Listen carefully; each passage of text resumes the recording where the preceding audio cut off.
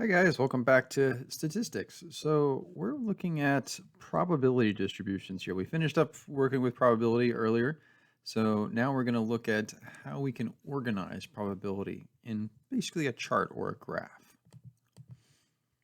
All right, so the first thing we're going to do is we want to find what is a random variable and what are probability distributions. So a probability distribution describes the possible outcomes of a chance process and the likelihood that those outcomes occur. Well, what does that mean? Well, it lists all the outcomes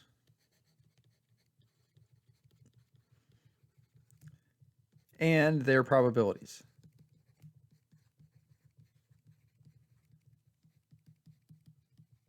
All right, so for instance, consider tossing a fair die 3 times. So you're going to flip a coin 3 times. And let x be the number of heads. All right, so x is what we call our random variable.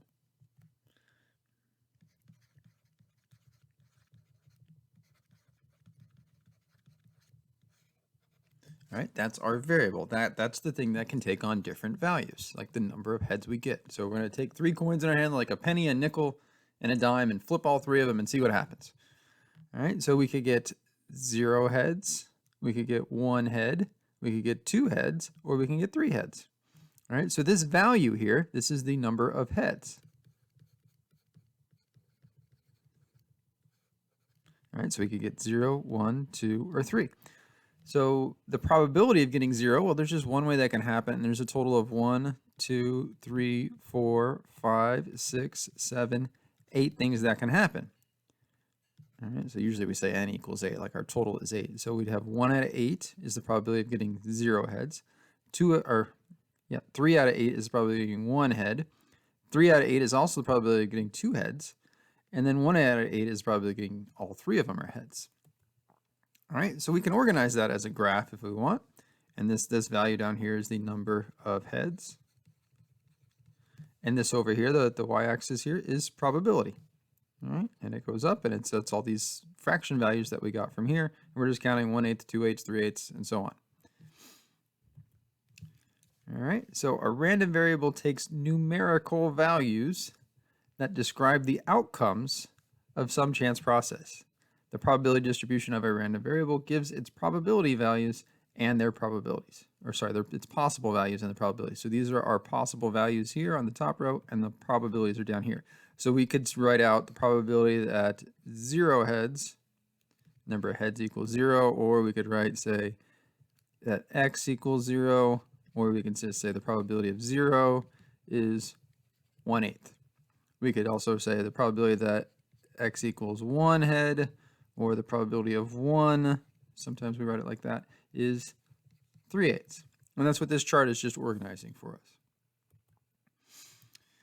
All right, so sometimes we write it going side to side, sometimes we write it going up and down. So this is how it works going side to side. And on top, we just have all of our values, our random variable values. And on the bottom, we have all of our probabilities. All right, and we usually make it like that, and it just keeps going for however many random variables we have. Usually we don't have more than like 5 or 6 when we do stuff.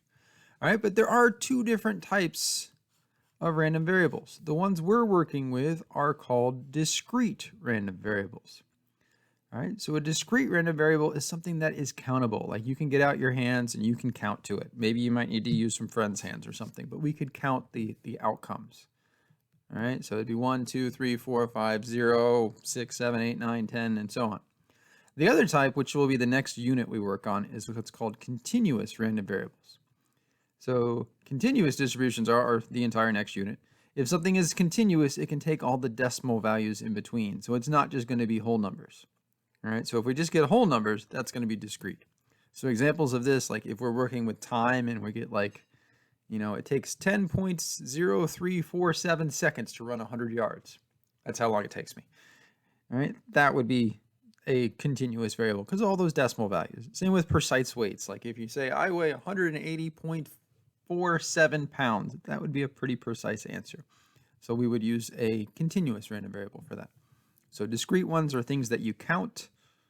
So discrete are things that you count. Continuous are kind of things that you measure. All right, so that's for the continuous ones. All right, but some properties here about this chart. So every probability is a number between 0 and 1. So these probabilities down here, they could be 0, they could be as much as 1. Usually there's some decimal value or fraction values in between. So usually it's decimals or fractions. All right, the sum of the probabilities is 1. So if we add up all these probabilities, like that one plus that one plus that one plus the next one, all the way down to the end, it's going to equal 1.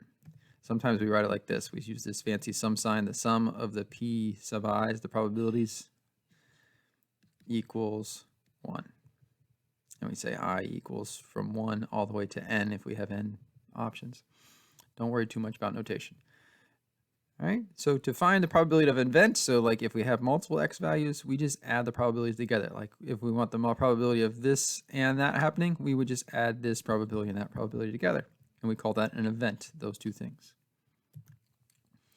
All right, but right now we just want to really be able to know, first of all, is it a discrete probability distribution or continuous? So which one of these is not discrete?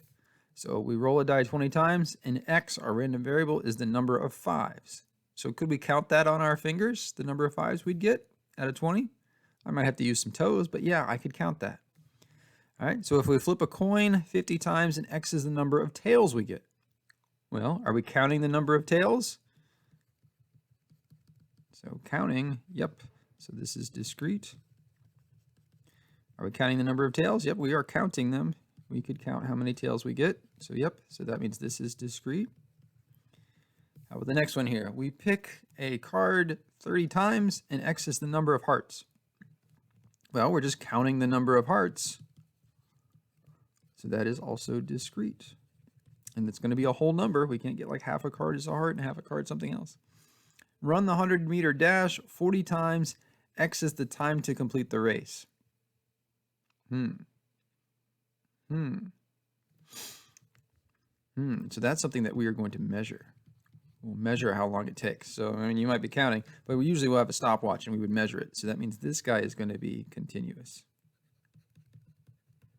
I probably should say we find the mean time or the average time it takes to...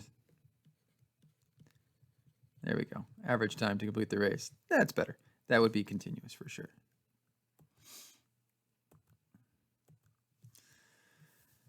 All right, find the missing probability of the discrete probability distribution. So we're given these x values, 0, 1, 2, 3, 4, and 5, and we're given the probability of each one of them.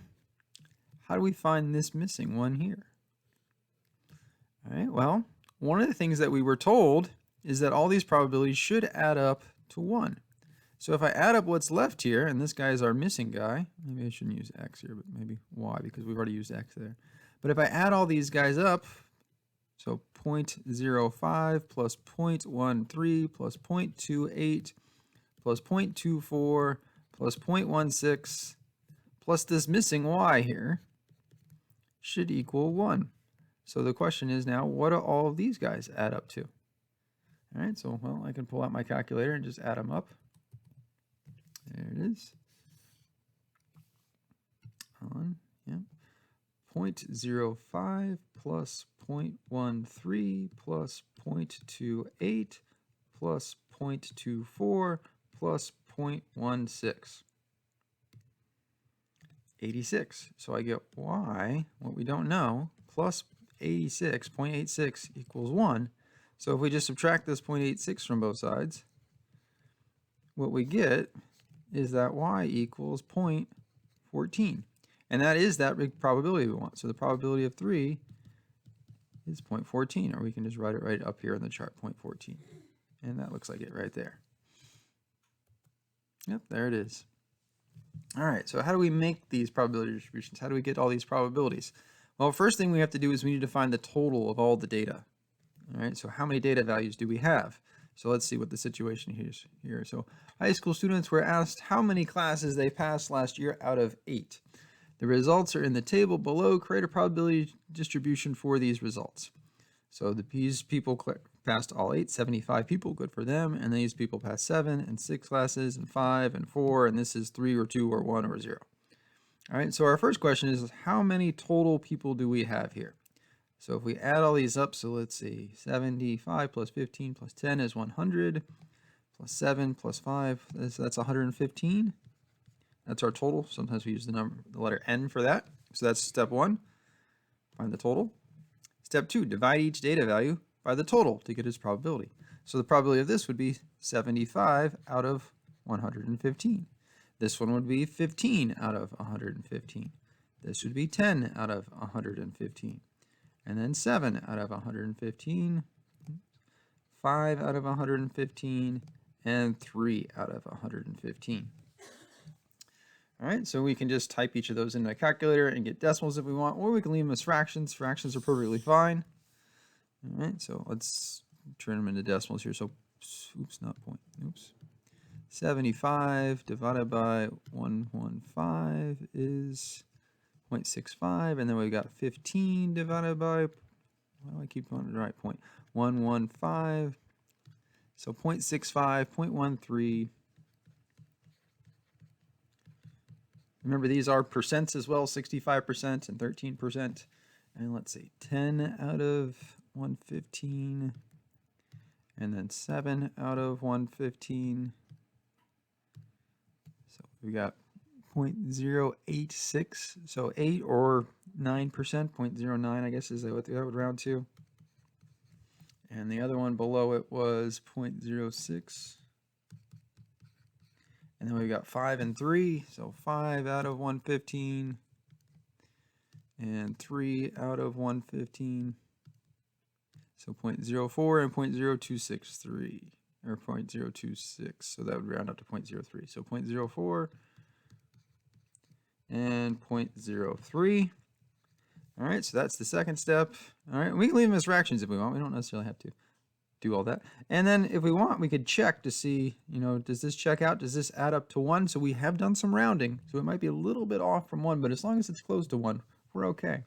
So we got 0.65 plus 0.13 plus 0.09 plus 0.06 plus 0.04, missed the 4 there, plus 0.03. Oh, 1 exactly. Well, that's nice. So if you got like 0.99 or 0.98 or 1.01 or 1.02 or something like that, that's fine. That's okay.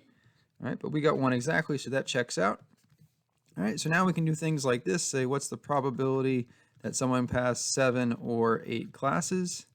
And we would just add up the probability of 7 plus the probability of 8, which would be 0.65 plus 0.13, which would be, if we add those together, what is that, 78?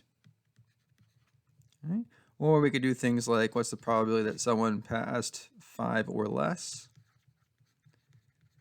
Well, that would be the probability of 5 plus the probability of 4 plus the probability, and this one is 3 or less. And we would just add those up. So 5 would be 0.06. 4 would be 0.04. And 3 or less would be 0.03. And if we add those up, I believe we get 0.13. All right, so we can do fun to find a bunch of different probabilities from there. All right, so that's what probability distributions are and how we can use them, and the difference between discrete and continuous random variables. We're going to work with discrete this whole unit. All right.